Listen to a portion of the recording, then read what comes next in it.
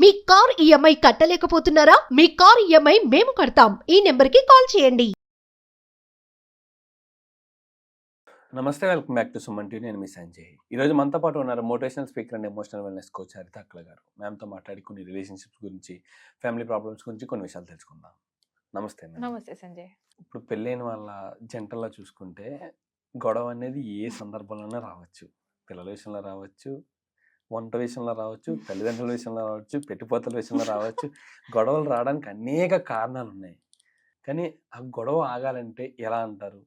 ఏం చేయాలి? కాన్ఫ్లిక్ట్ కదా ఇప్పుడు చెప్తున్నావు అంటే conflict, difference of opinions Sanjay, ఇంకేం లేదు. ఆర్గ్యుమెంట్లు ఎప్పుడైతే అంటే నేను చెప్పిందే కరెక్ట్ అని నేను ప్రూవ్ చేయడానికి ట్రై చేస్తున్నా, నువ్వేం చేస్తావు కాదు నేను చెప్పింది కరెక్ట్ అని నువ్వు ట్రై చేస్తావు, అండ్ ఆ కాన్ఫ్లిక్ట్ అప్పుడు ఫామ్ అవుతుంది. ఆర్గ్యుమెంట్స్ అక్కడ వస్తాయి బికాజ్ నేను అటాచ్డ్ ఉన్నా దేనికి, నా ఐడియాకి, నువ్వు అటాచ్డ్ ఉన్నావు నీ ఐడియా నీ బిలీఫ్ సిస్టమ్కి. సో ఇద్దరం కలిపి ఒక కామన్ గ్రౌండ్ దగ్గరికి రీచ్ అయిపోవాల్సిందే. ఎలా అంటే వదిలేసుకోవచ్చు కదా, it's so easy to leave that attachment. Person is important, not your ego, right? Conflict management నేర్చుకోండి ఫస్ట్. ఎవరిని నేను పర్సనల్గా అనట్లేదు, come to a common ground. Okay, ఇంకోటి ఏంటంటే ఫర్గివ్నెస్ చాలా ప్రాక్టీస్ చేయాలి. Nobody taught us how to forgive. చెప్పారా? Did anyone teach us how to forgive? నా ఈ వారమంతా నేను తినేసి, ఈ వారమంతా నేను ఏదో ఎవరన్నా హర్ట్ చేసేసి, ఈ వారమంతా పిచ్చలైటు అనేసి నేను ఏదో చేసేసాను, వన్ డే పెట్టుకొని ఫుల్ ఏడిసేసాను. It doesn't work like that. Again నువ్వు మళ్ళీ ఏం చేస్తున్నావు, మిగతా వారమంతా నేను మళ్ళీ హర్ట్ చేస్తాను నా. Deal with it that day only. కొన్ని ఆ రోజుకే డీల్ చేయండి, కొన్ని ఎమోషన్స్ పోస్ట్ పోన్ చేయాలి.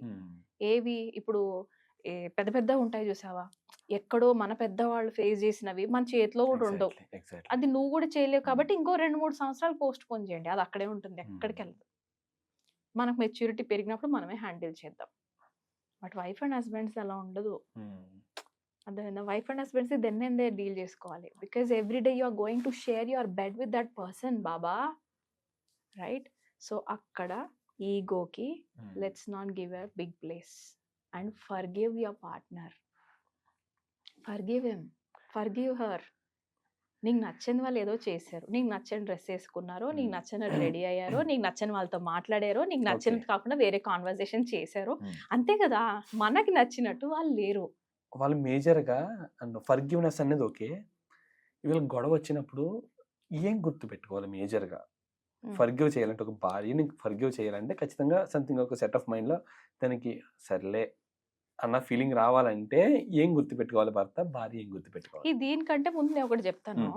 అసలు హ్యాపీనెస్ గురించి ఒక పాయింట్ చెప్తాను. మనం హ్యాపీగా ఉండడానికి పెళ్లి చేసుకోవట్లేదు, తోడు కోసం పెళ్లి చేసుకుంటున్నాం. అంతకంటే ముందు మన హ్యాపీనెస్ ని మనం ట్రైనింగ్ ఇచ్చుకొని రావాలి. ఇక్కడ నాకు ఒకటి గుర్తొస్తుంది సంజయ్, సింథటిక్ హ్యాపీనెస్ అంటాం. ఓకే, జనరల్ గా మన బ్రెయిన్ దేనికి తయారైందంటే, నువ్వు కోరుకుంది నీకు దొరకలేదు సపోజ్, మనం కోరుకుంది దొరికేస్తే విల్ బి లైక్ ఓహో సో టూ హ్యాపీ. కానీ మన బ్రెయిన్ ఏం చేస్తుంది అంటే, ఓకే మనం కోరుకుంది దొరకకపోయినా ఏది దొరికితే అది కూడా ఏదో బిలీఫ్ చేసుకొని I will be happy. Okay, ఇది నేను ఏదో అనుకున్నాను, ఇదేదో వచ్చింది, but still I'm happy ma'am అంటావా లేదు? నేను కూడా అదే చెప్తాను, ఐఎమ్ స్టిల్ హ్యాపీ అంటాం. This is how our brain balances its chemicals. That's a good thing.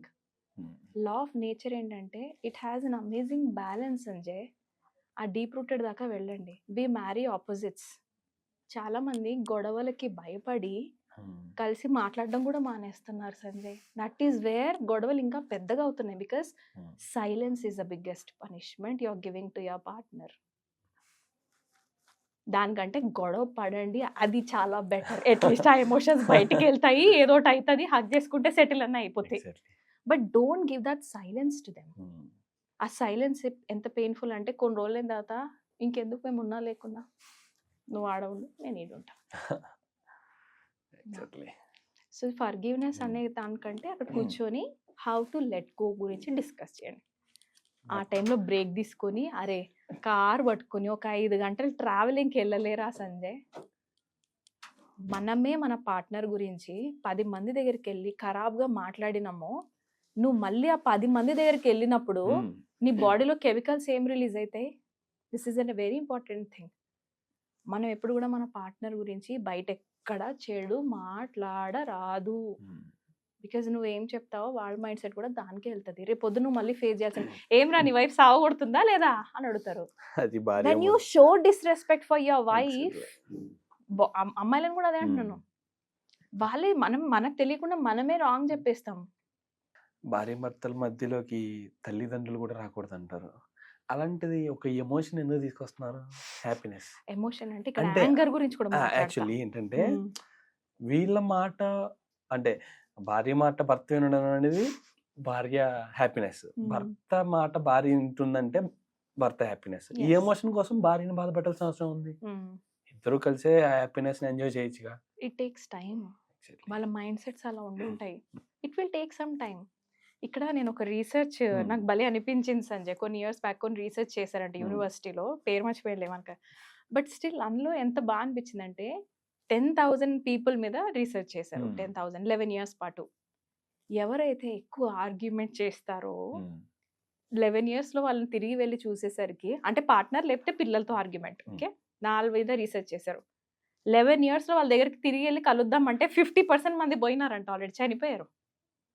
Argument effects your health because there you're trying to prove, నేను ప్రూవ్ చేయాలి, ఏదో ఒకటి చేసాను సరే, నేను ఇప్పుడు గెలవాలి ఆ కాన్వర్జేషన్. నా డోంట్ డూ దాట్. ఎందుకంటే ఆ స్ట్రెస్ వల్ల మన బాడీ కెమికల్సే చేంజ్ అవుతున్నాయి. వాళ్ళు కాదు సఫర్ అయ్యేది, ఆర్గ్యూ చేసే person is the sufferer. Don't prove, right? అమ్మో వైఫ్ అండ్ హస్బెండ్స్ ఇది అది ఒక 5-10 నిమిషాల్లో అయిపోదు. మేమైతే ఫోన్లు ఇలా ఇలా ఇసురుకున్న రోజులు ఉన్నాయి కిందకి, అదా భరించలేక. But still we started listening to the partner. ఆయన ఏం చెప్తున్నారో నేను అసలు వినను. నేను ముందే షట్ డౌన్ చేసుకుంటే అసలు నాకు ఏం వింటాను, నాకేం అర్థం కావాలి. When I already made my self that I'm right, maybe he is also right. ఆ థాట్ నుంచి నాకు స్టార్ట్ అయింది సంజయ్. అక్కడ నుంచి రిలేషన్షిప్ ఇంకొక మోడ్లోకి వెళ్ళిపోయింది. We grow, we mature and we become better. పెళ్ళైన ఫస్ట్ ఇయర్లోనే అన్నీ చూసేస్తే మిగతా 20-50 ఏళ్ళు ఏం చూస్తారు? లైఫ్ ఈజ్ ఏ జర్నీ బాబా. యా, ఓకే, గొడవలు కూడా అక్కడ డిఫైన్ చేయొద్దు, అక్కడే జడ్జ్ చేసుకొని రిలేషన్షిప్ ఇలానే ఉంటదేమో ఇంకో 10 ఏళ్ల తర్వాత అని అస్సలు అనుకోవద్దు. వెయిట్ పేషెన్స్ తో ఉండండి, కొంచెం జరా ముందుకు పోండి మీరు లైఫ్ లా. ఎస్ బాబా, అందుకే హ్యాపీనెస్ ఈజ్ అ జర్నీ అంటారు, it's not a destination. Thank you very much. Thank you Sanjay.